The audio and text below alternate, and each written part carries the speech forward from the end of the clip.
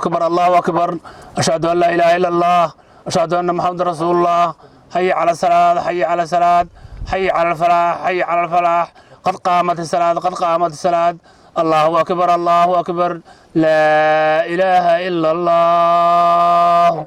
نعم لا إله إلا الله محمد رسول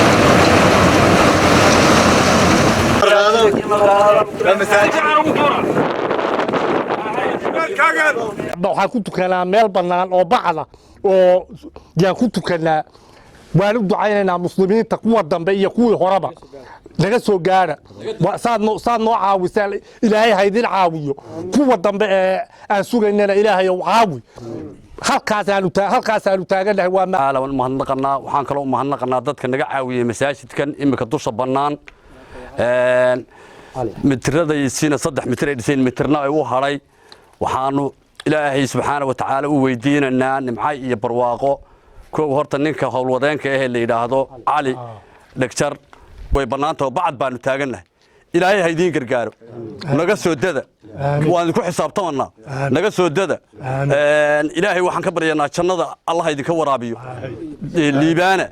liibaana magaciina oo maal maqallo naloo keenay oo suuligii iyo barkadii waa noo harsan yihiin waxbay ka dareeyeen bacad baanu ku tukanaa roobka naga helo kutubta naga qooyay iyo ardayda waxaan laga soo dado liibaana qofkii rabbiga oo masaajidka wax ku darsada ilaahadow adigu qaadirul raxmaan baa tahay janna firdawsa ilaahu u fur meelay joogaanba wixii ay ka bukaanba ilaahu caaf hadda maxaad u baahantihiin haddana waxaan u baahannahay wixii masaajidka ee sibid ah ee jiingad ah ee alwaax ah ee masaabiir ah ee marmar ah ee safiita ah ee layd ah ee koronto ah ee barkadii ah yaan u baahannahay suuliyaashi baan u baahannahay nooc walba waa u baahannahay isagana waxaan rabnaa haddii allahu idmo markii aan jiingada saarno isagana waa idin siinaynaa marba hawsha ka socota waan idin siinaynaa ma sha Allah waa idin ducaynaynaa waad naga farxiseen Allah idinka farxiyo aakhiriya adduun janna firdawsa baan ku kulmaynaa insha Allah yahay gurigu dhismihiisii xagga kore mitir baa haray hal mitir baa u haray mitirka iyo shubkii lagu wareejin lahaa iyo sibidhkii la marin lahaa oo kor iyo hoosba barkad loo qodo iyo suuliyaashii cagdhigii iyo dhagaxii iyo ilaa marmarkii dadkii kore iyo jiingadii iyo qorigii la saari lahaa oo kii hoose ee baxarasaafka oo dhigaha waaweyn noqon lahaa keliyu ka yaalla waxaanu ka codsanaynaa masaajidka hawshiisii baa socota masaajidku wuxuu leeyahay suuli buu leeyahay marmarka asaga ugu dambeeya wuxuu leeyahay haddii ku sumugadi barkad buu doonayaa dhamaystir buu doonayaa dhamaystirkiisa ilaa jiingadiisa iyo asaga hawshiisa naga caawiyo dadka islaamka ah maqalayo walaalahayo inaad naga caawisaan baan doonaynaa masaajidkan alxamdulillaah rabbil caalamiin hadda aan joogno ku yaala deegaankan waxaanu nimi bishii Ramadaan mayadoo ka hartay maalmo kooban